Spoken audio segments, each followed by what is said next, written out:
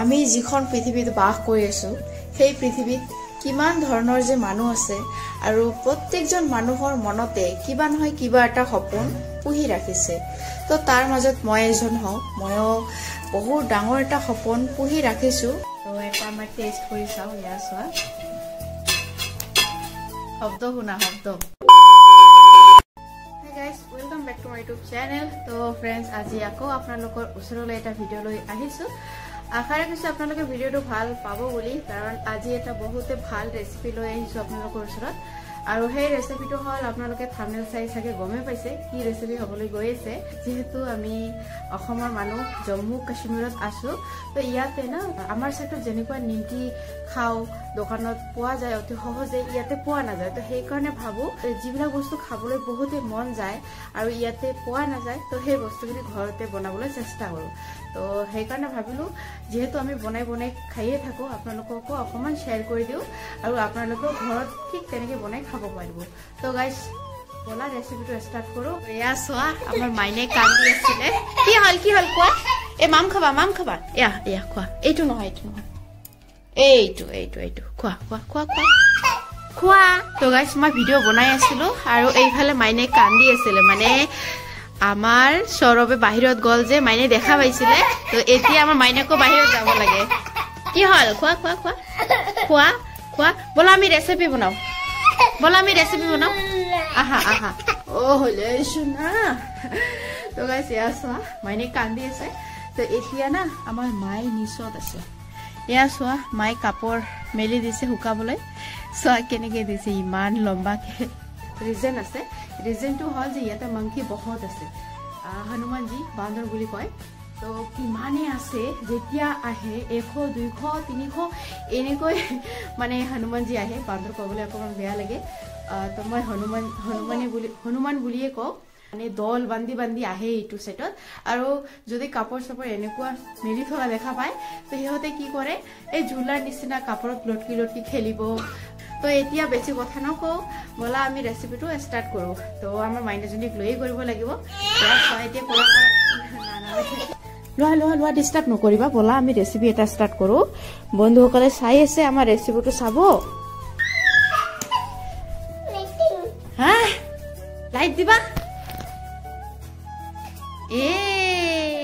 guys মাইনে কিবাকে বুজাই পেলাই মই কিচেন ৰুমলৈ আহিলো আৰু এতিয়া চাওক প্ৰথমতে মই ময়দাখিনি টেকি লৈ আছো সোৱাদ অনুসৰি নিমখ দি দিব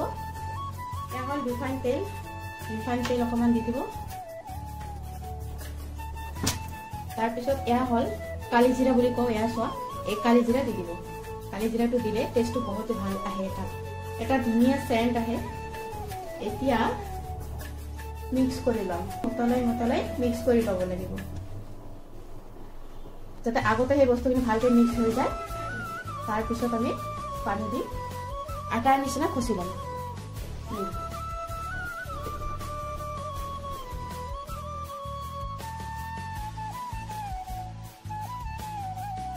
হাতখিনি ভালকৈ ধুই আহিছো গাইস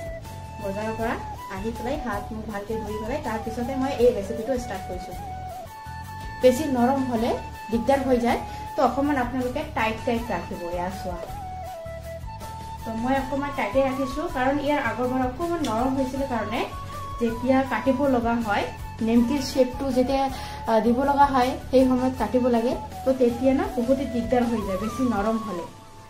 তো অকমান টাইট ৰাখিছো এতিয়া কাটিবলৈ বহুত ভাল হ'ব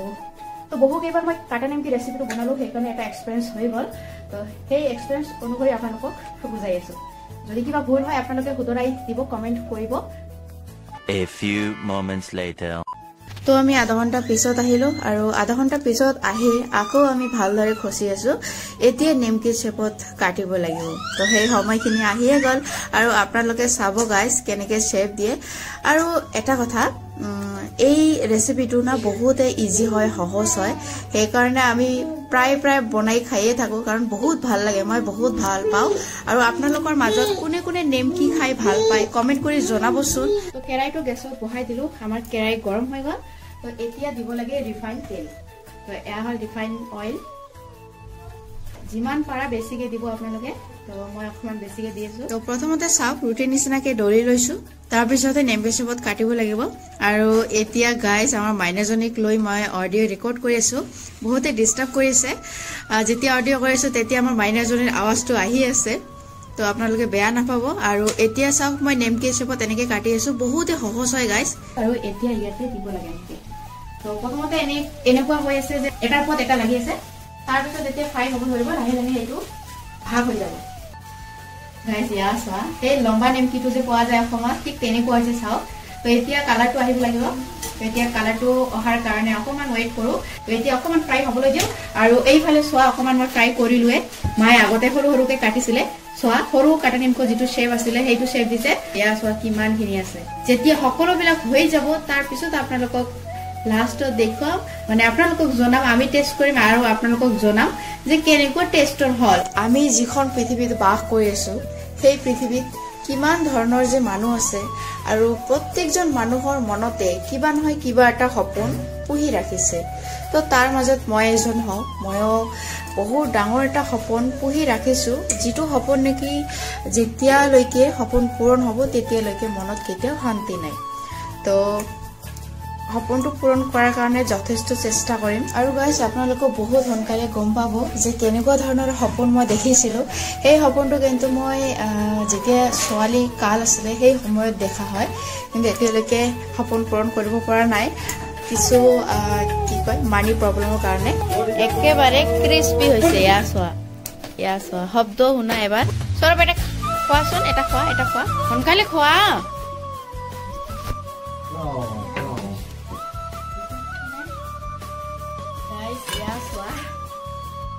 এক পোৱা ময়দাৰে ইমানখিনি হৈছে চাওক কিমান মানুহ আমি খাব পাৰিম তো এটা মই টেষ্ট কৰি চাওঁ ইয়া চোৱা শব্দ শুনা শব্দ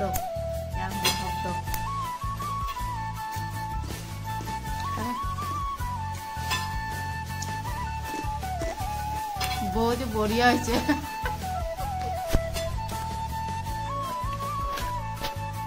বহুতে টেষ্টি হৈছে গাইজ আপোনালোকে ঘৰত ঠিক এনেকে বনাই খাব বহুতে টেষ্টি আৰু